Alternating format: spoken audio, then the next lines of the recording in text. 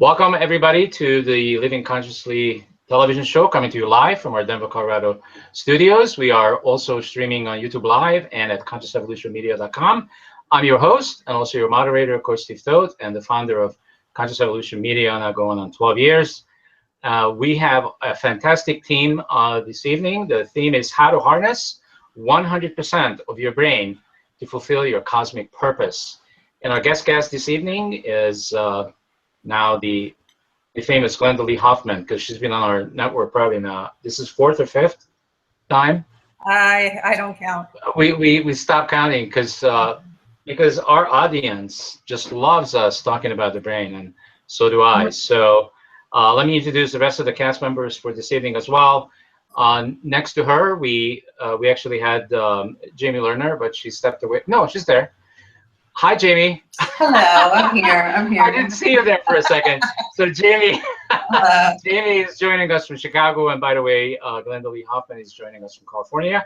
And then next to her, we have also Linda Dyer, who is joining us from that beautiful continent where I don't know what happens there. The kangaroos are roaming 24/7. Well, the kangaroos are having trouble right now because down in Victoria we're having floods. The poor kangaroos, they showed them on the TV today, and they can't find enough places to roam. I'm sorry to hear that. All right, well, we're gonna have to adopt some. Yeah.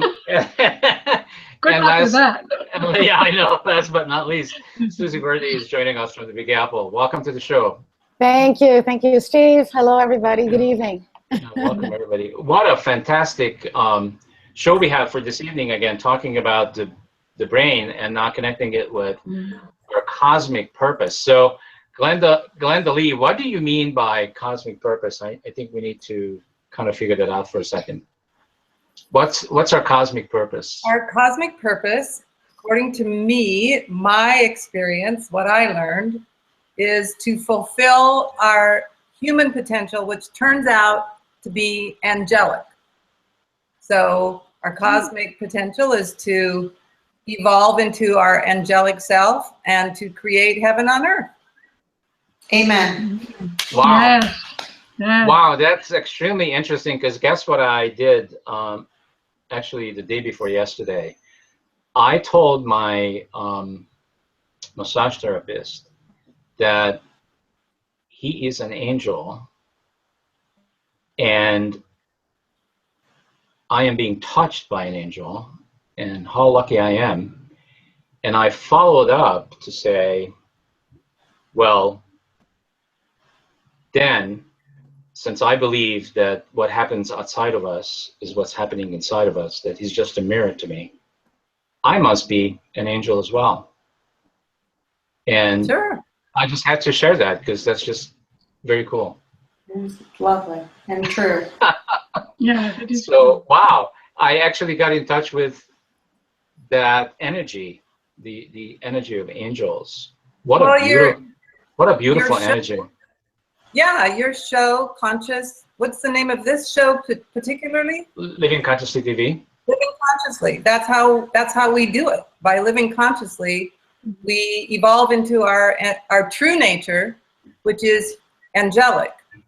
When people define human nature as anything less than angelic, they're perceiving humanity from the older parts of the brain, which are usually, until we become conscious of it, they're disconnected from the angelic part of the brain, which is the frontal lobe. Most people think that their brain is very connected, but what I discovered in my own experience and by reading a lot of neurology textbooks, dating back to the early 80s when I first discovered this, is that the major portions of our brain, I call them the reptilian, mammalian, hominid, and human, those parts of our brain aren't very well connected consciously. They have specific neural networks that are that work together to get us through the day. But the way that we know they're not connected is when we feel when we don't fulfill our intentions, when we get angry at ourselves or criticize ourselves for not living up to some kind of ideal. In other words, when we feel like there are parts of us that aren't connected. And most of us feel this way. I felt that way until I systematically went through the parts and got them connected up. And especially when we're in our darkest times. I mean, it's living in those dark times and recognizing that we're not satisfied that drives us all towards wanting to renew ourselves and rejuvenate ourselves and learn more about our potential and how to fulfill it. So that, when we experience that, we're perceiving our world through our older parts of the brain, which are all in the back, and we're trying to get ourselves up to the frontal lobe so that we can, because the frontal lobe, interestingly enough, the frontal lobe is the only part of the brain that looks inward. So when people talk about meditation, when they talk about prayer even, close their eyes, they are actually connecting to the frontal lobe, because it's the frontal lobe that looks inward, and this ability to look inward is the only way we change those old patterns, because we have to be able to see it first. So it's how can we close the gap between where we are and who we are? Well, I stumbled into most of this. I was led by my intention. It started when I was a young girl, and it disappeared for a while and then came back when I was a young adult. I wanted a teacher desperately, because some part of me understood that I didn't know what I was doing, and that the life I was living was very chaotic and unsatisfactory. So I followed my intuition. I found a teacher who later turned out to be crazy, but for the 4 years that I was with him, I studied something completely different than what he was teaching. I just needed to be kind of in that space. And I lived in it was a conscious community. It wasn't a religious community. It was called the Christ Circle. There were about 160 of us. We lived together in like an ashram. And we had a very strict schedule. We had to keep everything clean, and we had to meditate 3 times a day for an hour. We were never told how to meditate. We just went to the sanctuary, and we sat and we closed our eyes and we were still. Well, after about a year of this, I suddenly realized that I was looking at myself, and that what I was seeing was, I was realizing that I was at cross purposes with myself, that my actions were not bringing about the results that I wanted. And it was startling to me. So I started paying attention. And the more I paid attention, the more for instance, I was an omelet cook at this time. And I was taken to a different store to teach a manager, to teach the manager how to run the store. And this manager and it was another young woman, and she and I did not get along. It didn't work. And I fought with that, just like you said, Steve. I thought, okay, what in me is reflecting her? How am I like her that I'm drawing her into my, and it took several days. I don't know what the resistance or the chaos was, but after several days, I woke up in the middle of the night and had a big aha. And then the very next day I went to work, she was gone. They had transferred her to another store. So to me, these things are connected. This synchronicity happens. And I know that all of you have experienced some similar experiences, because this is how we learn. It's the frontal lobe looking inward, connecting with the other parts of our brain that aren't connected, and suddenly linking them up so we can see, and then we realize what we need to do. By that time, Glynda, let me share what happened after your last show. I'm busting with enthusiasm because you made such a difference in really explaining the brain. And I was heading into the Department of Education here in Australia to talk about the information that I'd gained from working with children with ADHD, etc., and changing eye patterns and getting amazing results.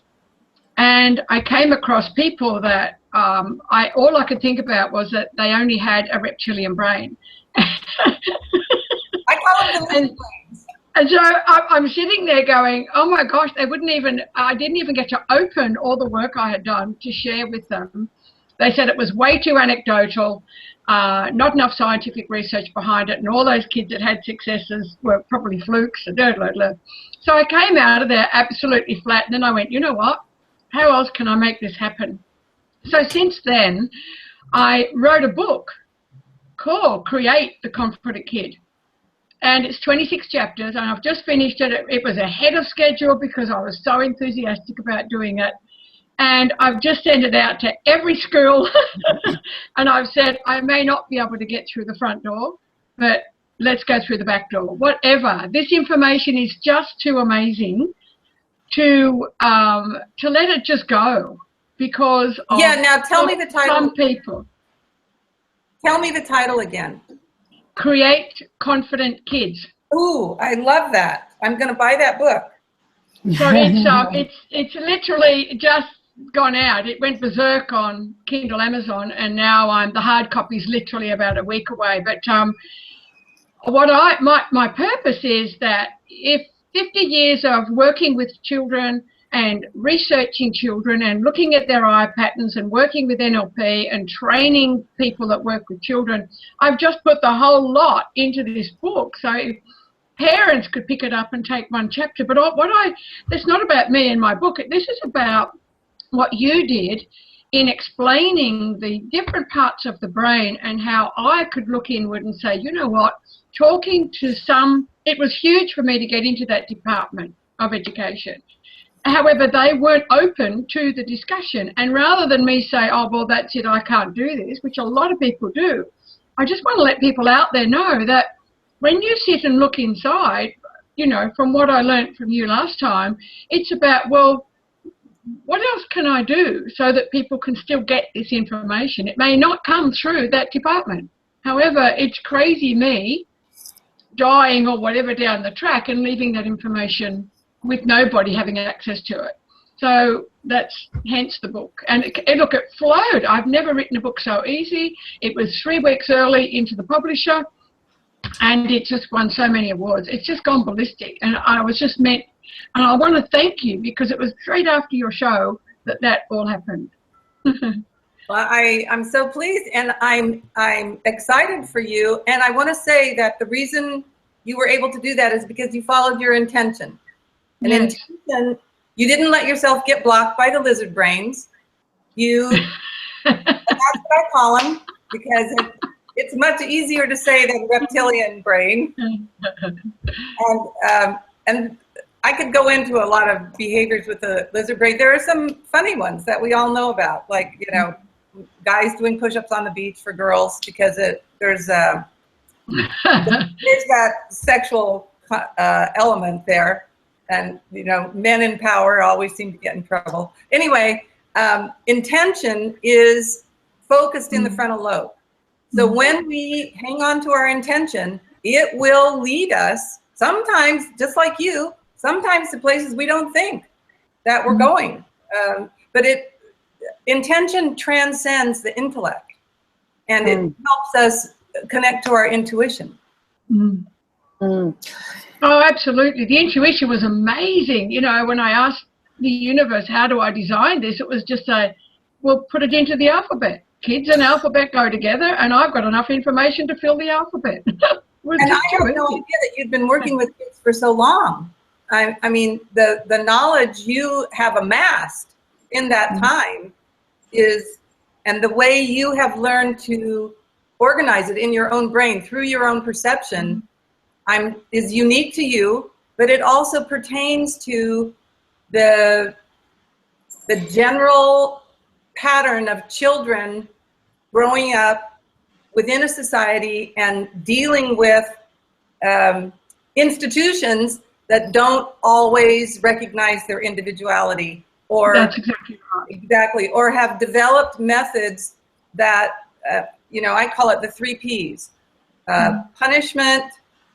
Now I can't remember, but so many of our educational institutions still use punishment as they, ways to motivate students. And of course, it never works. Backfires. Well, I feel education is very close to my heart as well. So how I feel is what all the teachers and the entire education system, what they're trying to do, including parents, is to modify the behavior of their kids. Now, how that cannot be successful? I mean, it can be successful short term, but I feel that from my own experience is that what drives me in a permanent way is my thoughts. And this is directly related to what we're talking about, the brain. So it's my thoughts, and what's underneath the thought is what?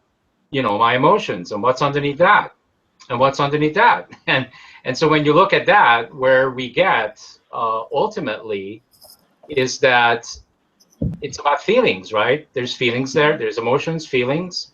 And then the bottom line is that when we can go inward, and everybody's trying to go outside of ourselves, trying to fix, right? But it's an inward job to go inside and figure out what are the things that we can change. And this was actually my question to you anyway, is I just got to it in a weird way, that how do we upgrade our brain? And the answer I got to, and there's many answers, but one of the answers I got to is we've got to change that core. The change has to be at that core level, so that our feelings and also our emotions change, and then our thoughts will change. And once we change our thought, then the behavior will follow. A different behavior will follow that will actually stick around instead of just be there temporarily.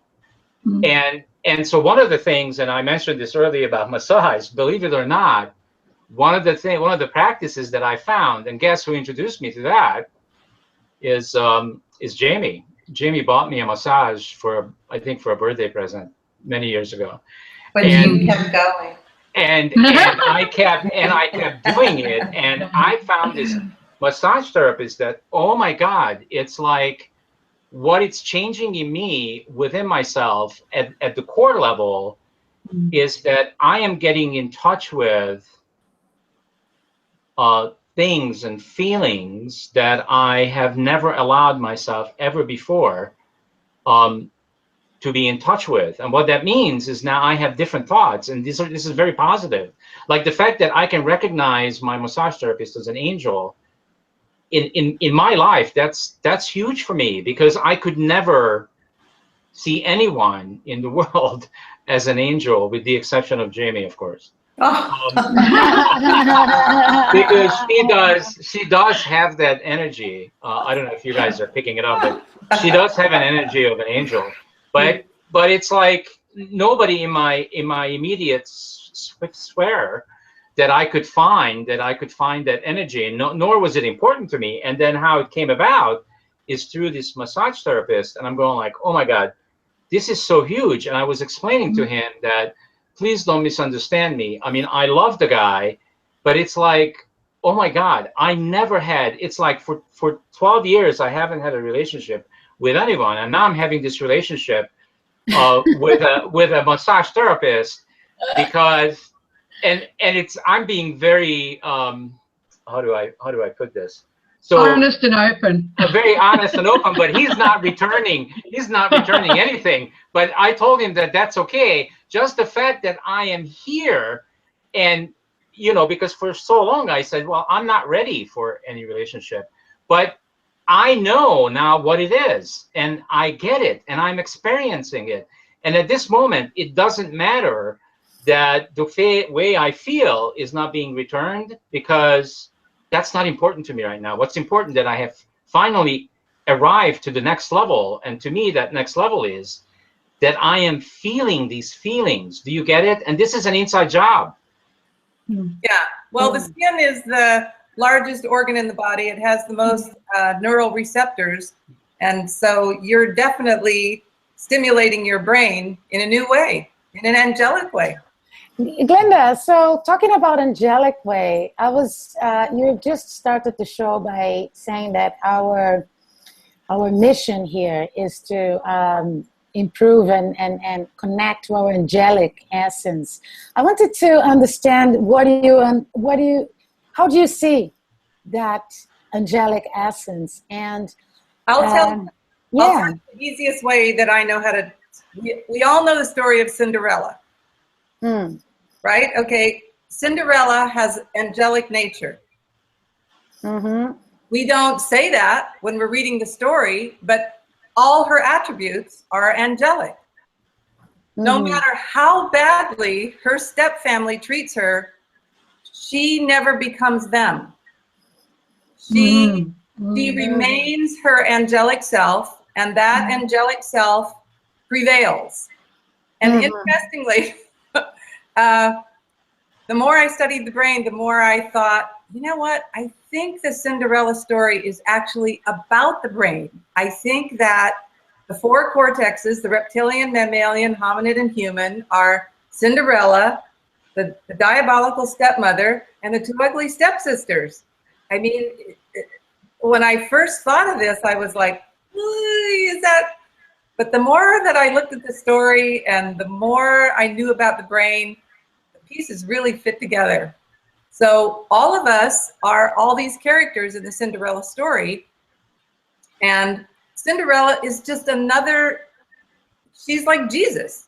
I mean, she's a Jesus character. So I was curious to hear about how you bridge the science of the brain as you studied all your life with the concept of, because sometimes you mention Jesus and sometimes you mention God and even, angels. So how is that for you? Do you actually understand the science of the brain in parallels to your faith?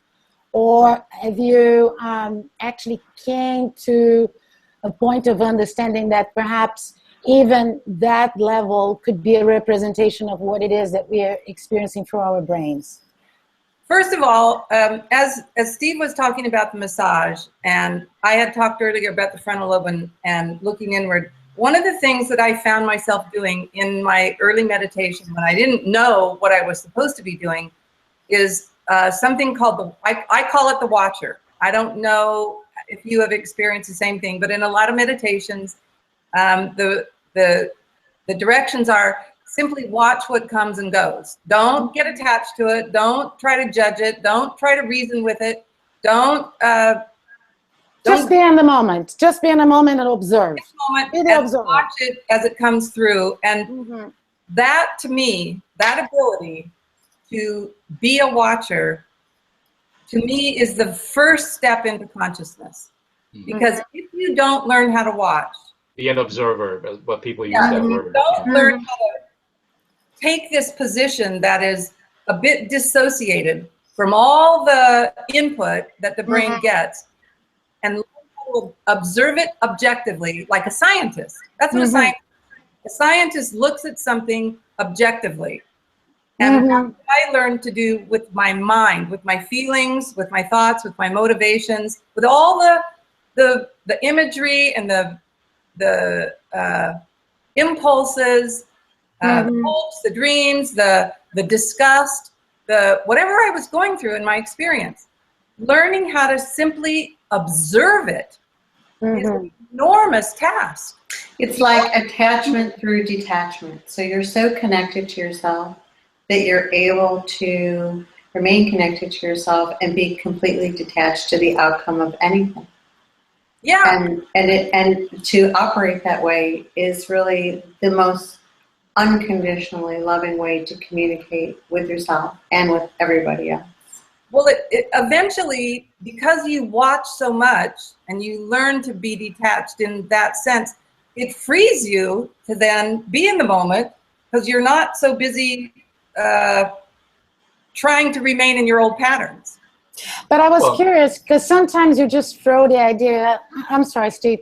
I was just wondering because as I was looking at your story on your site, and you're describing like this wonderful meeting encounter you have with Jesus when you were a kid, and then you say that for some years you kind of step back from that experience, and then it resurfaced again later in life with other colors. So I was curious to hear, like, how is it that you see, for instance, Jesus right now as an observer? Does it involve the tremendous love connection that you had with him? Does it transform into something else? How it is that you, Glynda, see a religious, I would say spiritual connection in the eyes of the observer? Well, I'm not quite sure I understand the question. My perception is that we are all potential Jesus, everyone. Mm-hmm. We are. He said, everything you can do, everything I can do, you can do. Mm-hmm. He said, seek ye first the kingdom of heaven. The kingdom of heaven is within you. And my perception of that it is within our awareness, and how we build upon the watcher to evolve into that angelic self that is waiting to fully embrace us unconditionally. The only way you can love someone else unconditionally is if you love yourself unconditionally. Mm-hmm. Your ability to love comes from your ability to love yourself, because you are the only one who knows everything you do and think. Mm-hmm. Nobody else knows all that. Only you know that. And if you can develop the ability to love all the negative things that you think about yourself, however you've been taught and whatever you've taken on yourself, if you can develop that ability with yourself, then you can much more easily extend it to everyone else. And what you're describing, by the way, is our natural state of being. Exactly. Which is why we come into this world. So and really what we're describing doing is reconnecting with ourselves, because I don't believe that we are, I do believe we evolve, but I believe we've just kind of gotten distracted along the way because of all the contrast. But ultimately, our most connected state is our most natural state of well-being for each and every one of us. And it's just a matter of how do we close that gap between where we are and who we are. My experience was that our culture is toxic. So our culture conditions us with its toxic elements. If we don't have a buffer, and I did not have a buffer as a child. I don't think most of us have a buffer. But do you think that now? Because to even think that anything is toxic is a judgment. And to be in judgment, you're completely taking yourself out of that unconditionally loving space that you're actually speaking about. So places, you can see the toxicity happening, and you can also step back from it and realize that it's a state that needs to be, or that it's just a state that's not for you. Because as soon as we decide what needs and what not needs for others, then we are actually in the place of judgment and in a place of somehow suggesting that what others are doing is somehow wrong, as opposed to allowing others to choose what they choose and us to choose what we choose, and then simply removing ourselves from that particular situation through observation and not judgment. So I think that this is a very important and fine line that we walk. So hang on for a second. So Glynda-Lee, you were actually, I was going to interrupt there, but I wasn't successful. Sorry. You were. I was going to say there that what you were describing is the true understanding and meaning of wholeness. And then right after that, because I didn't get to say that, we went down in the deep end, meaning we went to a place where most everybody goes, which is there has to be a good and evil, and there has to be, and there is a light, and there is a dark, and there is a white, and there is a black. But then we must choose one or the other.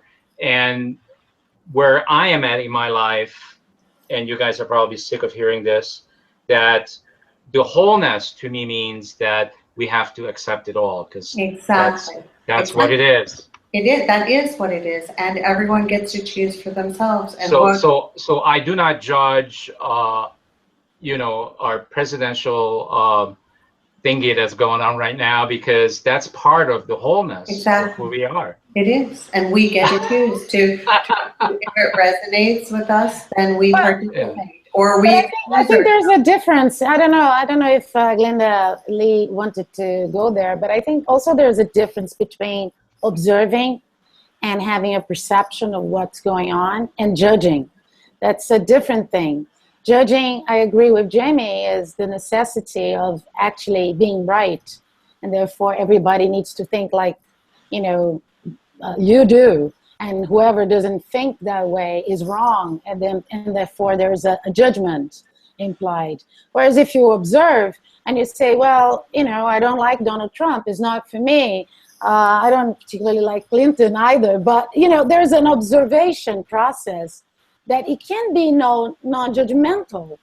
But, and if you're really committed to observe, you're watching polarities, blacks and whites, and nights and days, and whatever, and perhaps you can choose without becoming attached.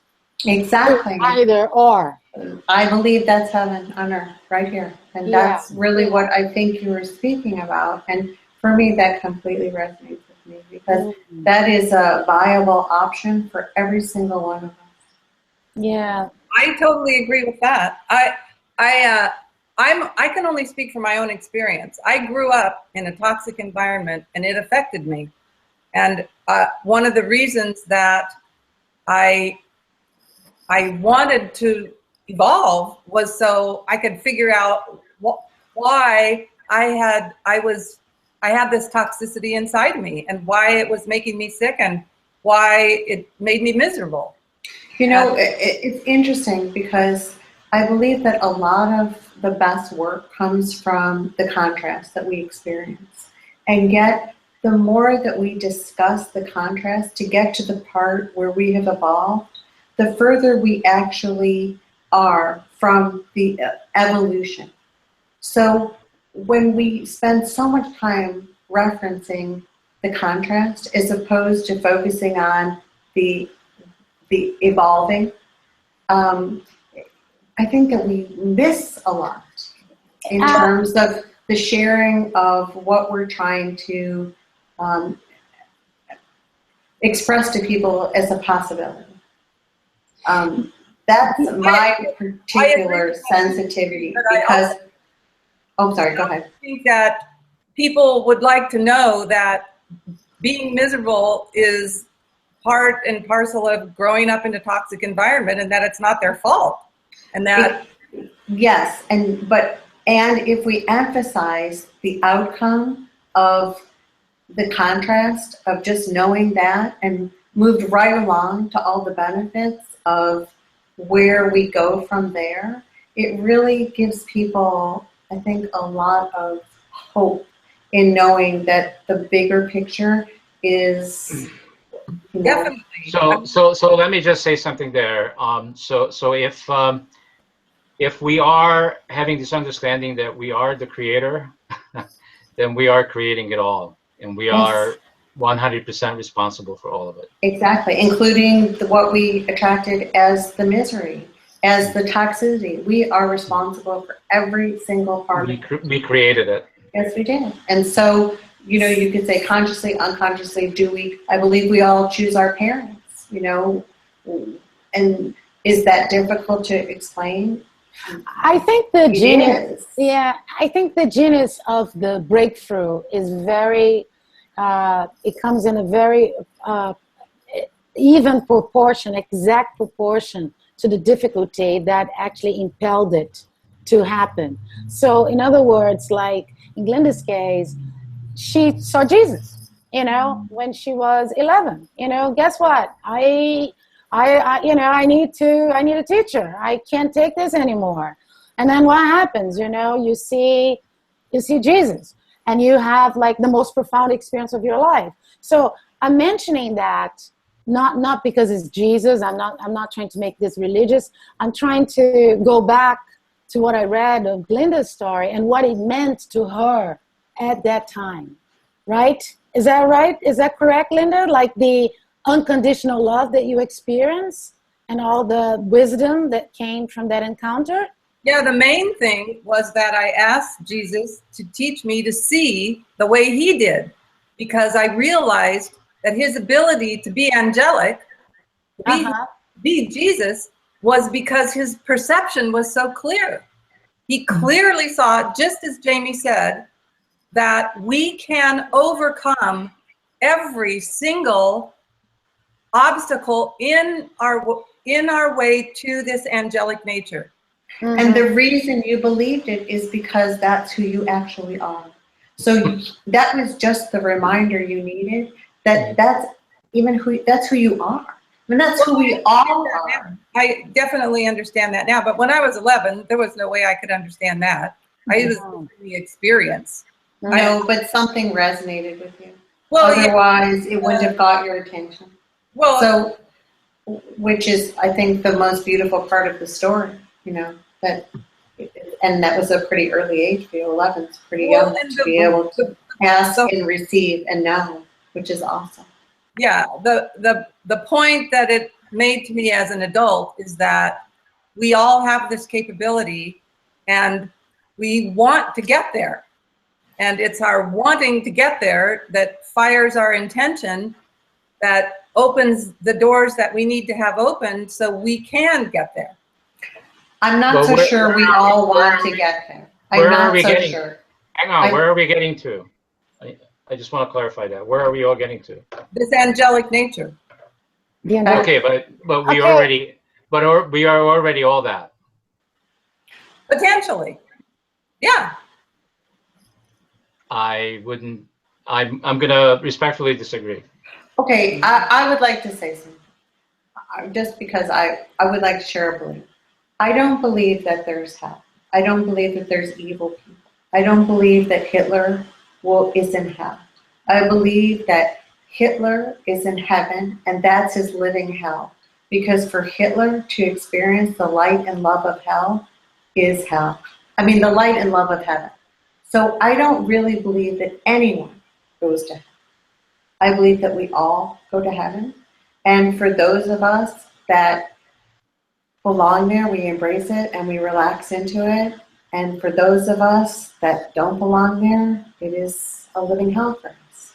But I think that, you know, it's clear that we have different opinions about that particular aspect. But the truth is, we're here, I think the message is the same in terms of angelic nature in motion, angelic nature in the moment, and how it is that we express angelic nature if it is that we connect our brain in its perfect way, that it's designed to be connected. And so that's our life's work. Our life's work is to is not only to connect the brain, but to keep connecting the brain. Because so that's your point from your life research and life perspective. Yeah. So here's the thing. You know, I was just wondering, just moving a little bit, if everybody's in agreement with that. But I was curious to hear about how it is that you see the Genesis telling the story of how it is that this is possible. Because that is I know it's huge. I know it's huge.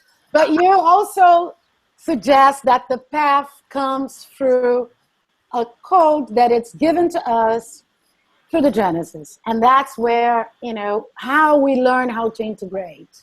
Is that correct? Well, that's one way. I mean, the code in one way. That's one way. The code in Genesis is a big, giant picture that starts with the beginning of the universe and the Big Bang, and ends with us. That's how the story goes in Genesis. It ends with us, and then the Garden of Eden is the human psyche. It goes from exterior, the 6 days of creation, to interior, the Garden of Eden. And the Garden of Eden story is much bigger than the 6 days of creation story. That only takes one chapter, one page.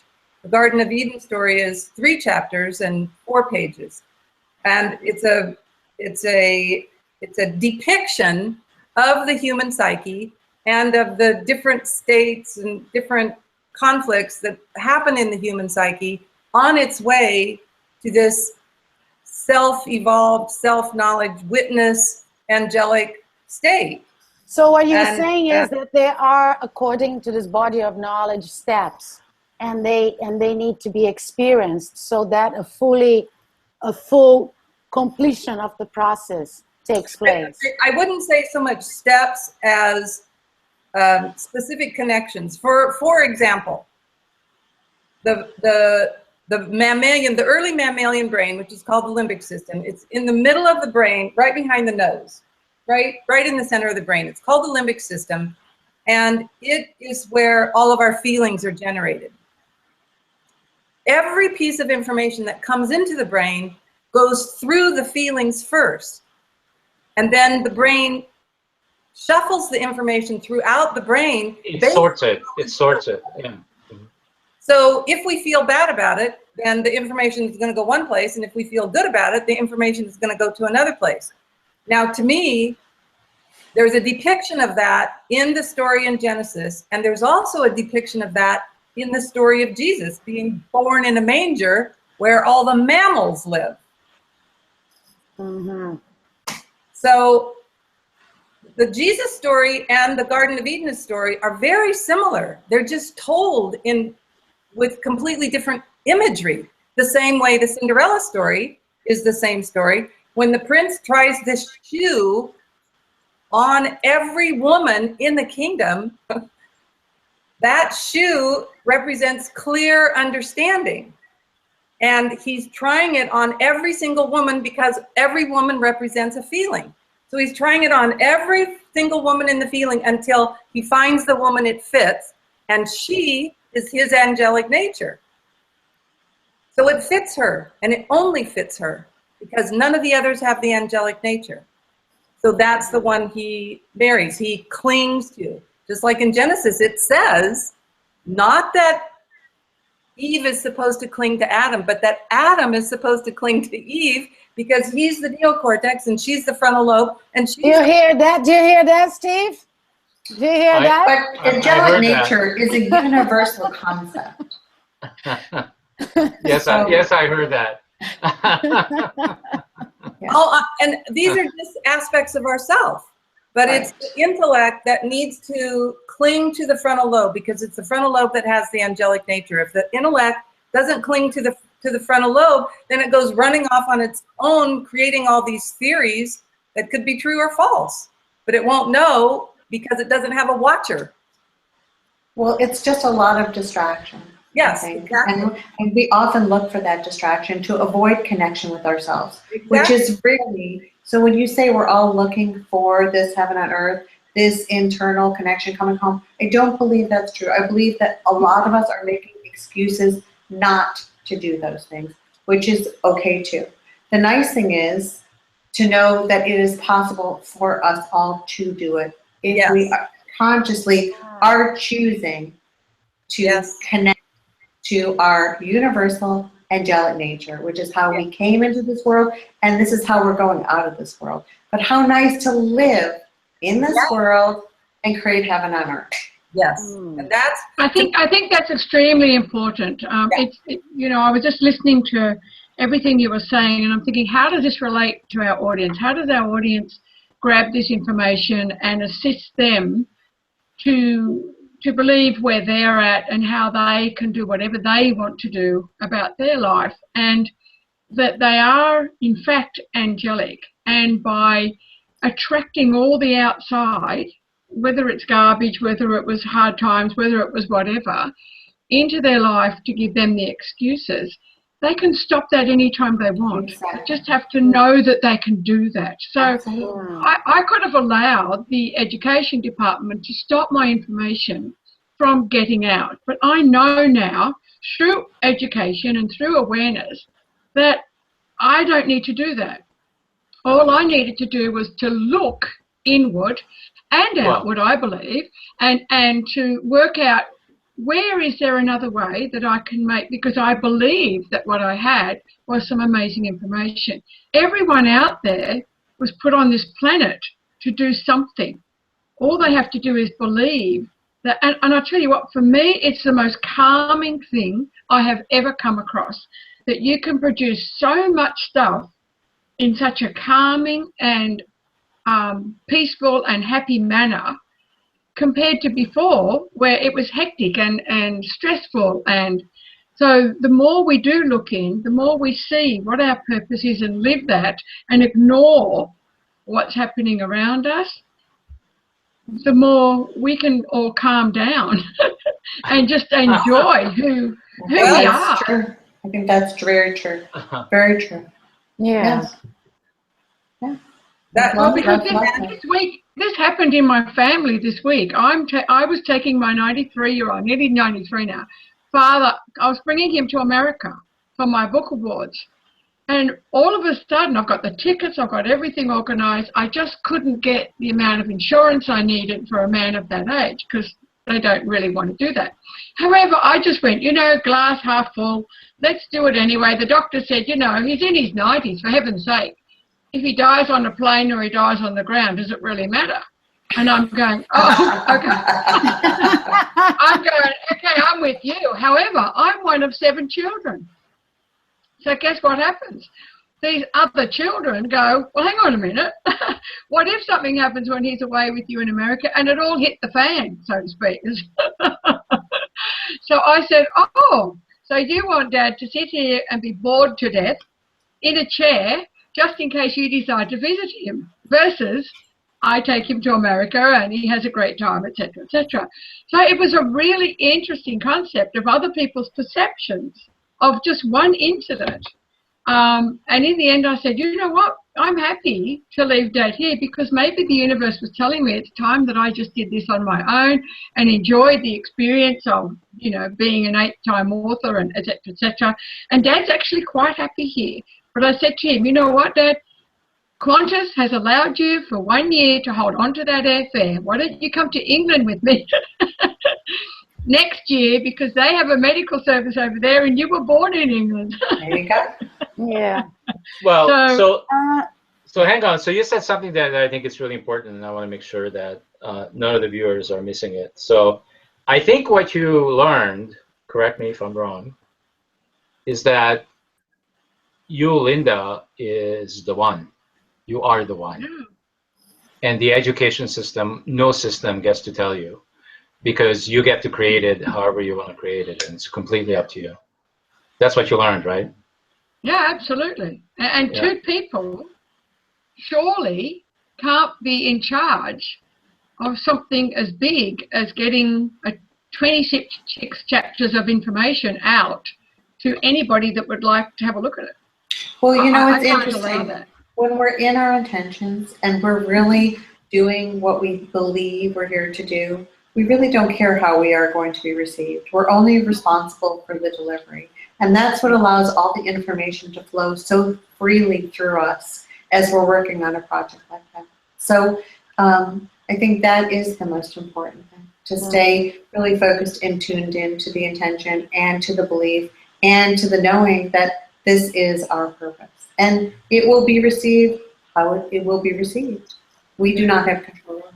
So I think that's true, Jamie, and I also think we don't have to do it alone. I think that's one of the most important points I have ever discovered on this planet, that yes, you can create whatever it is you want to create.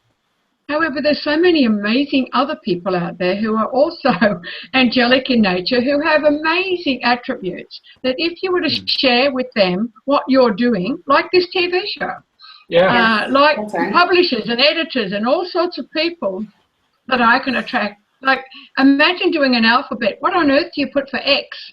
So I just threw it out there and I said, okay, guys, what do I put down for X? And it was XOX, love. Love is the answer. And I've got, of course it is. And I wrote a whole chapter on the importance of love, just loving yourself and loving the children. So, and all my experiences in Africa and all that, that was all there, so it was just, it came under X, not L. It was just amazing that, I'm just saying, it doesn't have to be just, you don't have to be the one that, you can have the inspiration, you can have the idea, and then you can throw it out there and you'll have this amazing group of people from anywhere in the world. The world, it's just geography, and they just rock up and say, hey, I'd love to help you do that. And all of a sudden, it's not only done, it's out there, it's a month early, and the next thing you know, the next book's already started. So it's just amazing how simple it is once you get how important you are on the planet and how important other people are to assist you in your role.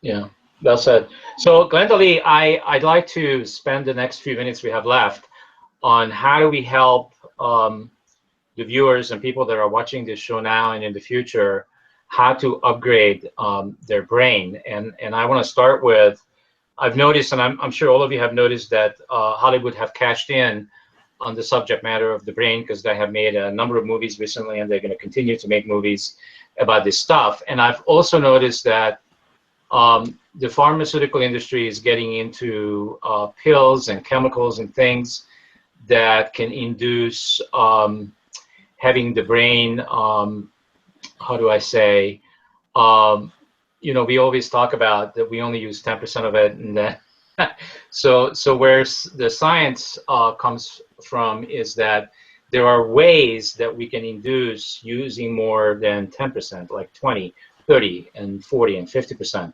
So what would you like to say about that, Glynda-Lee? Well, I think it would be wonderful if science could invent a pill that would make us all more aware. I doubt it, simply because of the nature of the brain. It's interactive. We don't become aware by taking a pill. We become aware by interacting with our world. Just like Linda said, you interact with the world and then you reflect on that. And then that becomes part of the watcher.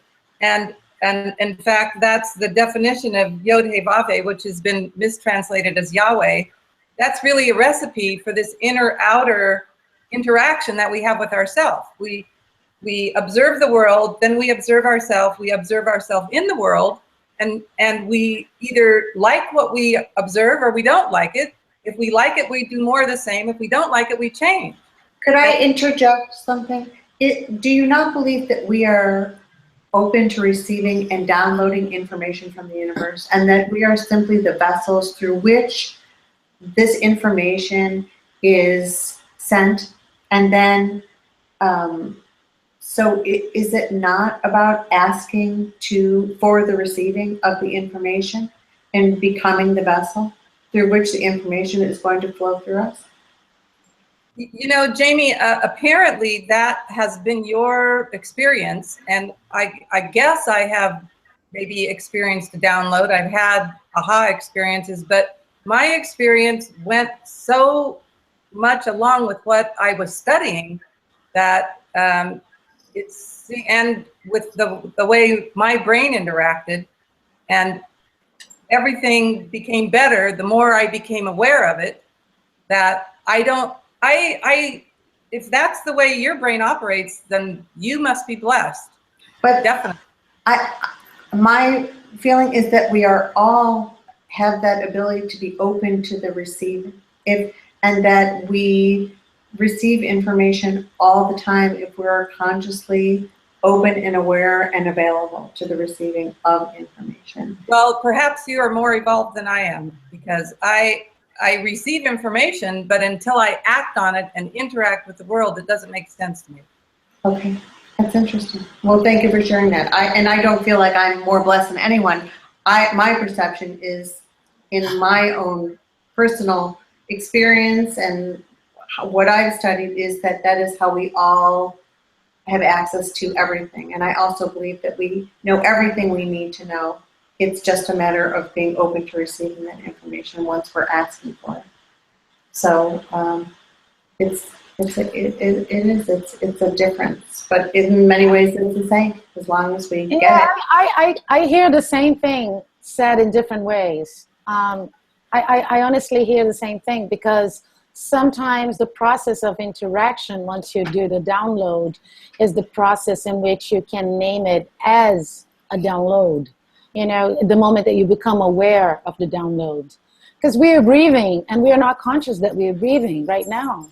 And there are all sorts of things that are happening for us, coming from the universe, in terms of, you know. But we don't know. And we don't even know. No, but we're streaming live so often. And when it's just flowing through us and it's so easy, we don't have a fucking clue where it's coming from. Exactly. In many ways. But when we get all the comments that we're gonna get, then That's okay. It's quite all right. Audience. Well, no, but it just feels. We don't mind a really a little color. Well, no, but it feels so right. We don't even question it because it just feels right because we're in that receiving mode. That it is all flowing through us. So sometimes I feel that the brain interrupts the process of the flow. It does interrupt the process until the brain becomes part of the process. That's exactly what I experienced. Yeah. It does disrupt it, and it gets in its own way until we learn how to observe how the pattern is taking place. And then we trust it, and then it happens. That's my experience. Yeah. All I'm saying is that what I'm hearing. Hang on. So what I'm hearing is that the brain is on autopilot, and it's going to do whatever it's going to do until we're able to become aware and observe, and perhaps not perhaps, include the brain into processing things in a different way. Is that accurate? Well, it's certainly correct for me. Now, every brain is different because we all have different experiences. But the structure of the basic structure of the brain is the same for everyone. We all have a reptilian cortex, we have a mammalian, we have a hominid cortex, and we have a human cortex. That part of it is the same. But the neural pathways between all those are completely different for everyone. The general information that I got from the Kabbalah, from Genesis, and that I reinterpreted through all the fairy tales, is that the frontal lobe is the part of the brain that contains our angelic nature, and that the other parts of the brain, like the Cinderella step family, are older and they have more established neurochemistry, and they think they're in charge.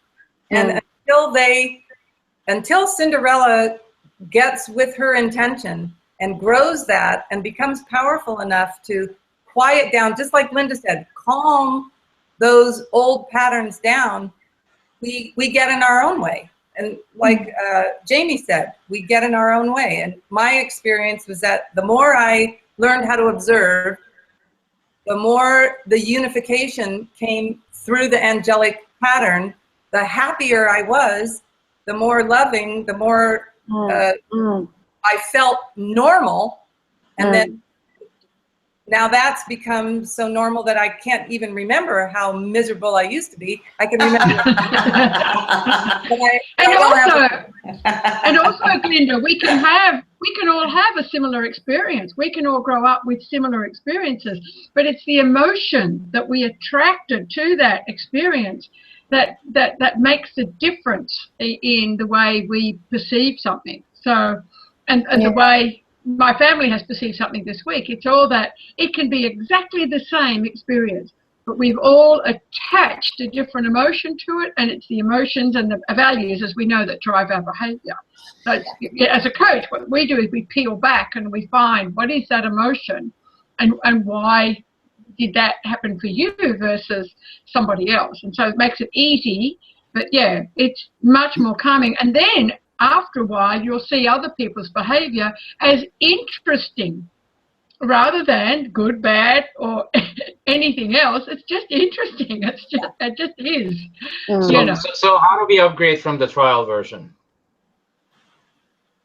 Again, by focusing on the frontal lobe, developing the watcher, using the watcher to choose, as Jamie said, choose the patterns that we know make us feel whole and healthy. Whole and healthy. In fact, the word health comes from the word whole. The body is whole and healthy when the mind is whole and healthy. And the psyche is whole and healthy when it loves unconditionally itself, its own experience, and can embrace whatever is happening, sift through all the information coming in, find the gems, and string them together into a series of experiences that the Kabbalah refers to as the essence of essences. Which is our natural state of being. Exactly. It comes down to what all of you have said in different words. Yep. But but it required, and certainly for me, maybe not for you, it required me to develop the watcher and then to move from the watcher to interacting with the world in a way that fulfilled my basic needs and desires to be healthy and whole. Mm-hmm. And I think, and maybe it's egotistic to think this way, but I think that all of us want to be healthy and whole, and that is the natural angelic state. And we all can attain that, and we all want to. Mm-hmm.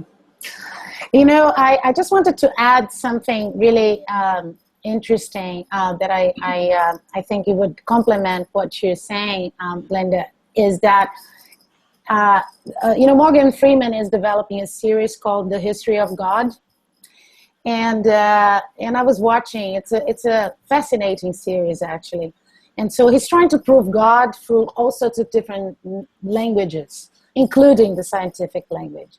And so he was visiting a science center here in New York in one of his past episodes, and what they did was they followed a series of studies measuring the brain activity of people that were actually having good thoughts, bad thoughts, people that were invited to meditate, people who were invited to think of God or not think of God, atheists that were invited to, you know, think of something very good that for them represented the universe, the unifying power.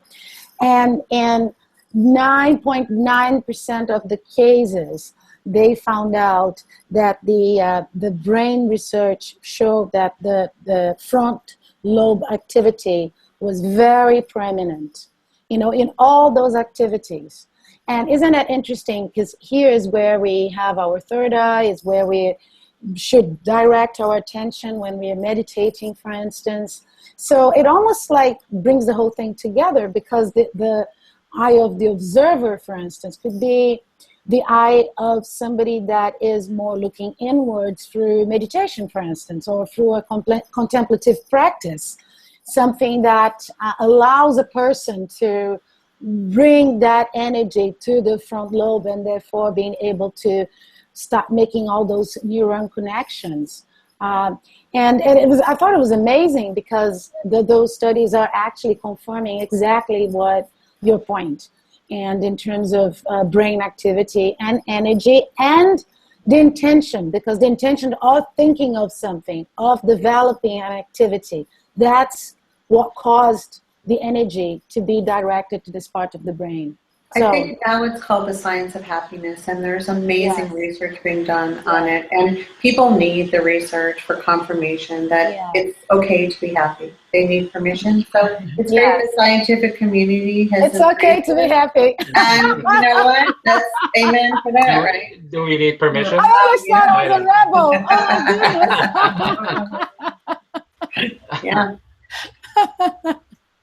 Oh my goodness. And it's okay to be miserable if that's what people want. Exactly. Either way, it's the same thing. It's the same thing, actually. All right. Wow, this was fascinating as always. Wow, talking about the brain. Thank you very much, Glynda-Lee Hoffman. Thank you, Glynda-Lee. Thank you so much. Thank you, Glynda-Lee. Thank you. Wonderful. You're all amazing, and I love the way that each of you individually put it into your own words.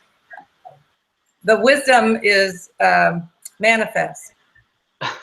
Well, thank you for that feedback, and thank you for all of our cast members. Of course, Linda, Jamie, and Susie were awesome. Thank you for all the engaging energy. It's fantastic, and you know, I love the show, and I want to invite. And I don't have to probably invite Glynda-Lee Hoffman, because she knows she belongs here. So keep returning, because we want to talk about this stuff a lot, because everybody is thinking about it, everybody's talking about it, and the fact that the very first show that you and I did, we have like what, 34,000 views and like 262 likes and something like, I don't know, 40 or 50 messages that people left. So obviously, it's people are interested. Well, as Paul McLean said, an interest in your own brain is the, well, I can't even remember the quote anymore, but an interest in your own brain is simply the substance of curiosity. Yeah. Awesome. All right. Awesome. All right. Thank you all. Have a wonderful Thank Thank you. Have a good Thank night. you. Bye. We'll see everybody next time, Bye. next week, Love you same guys. place. Thank you all. Have a good Thank night. you. Good night.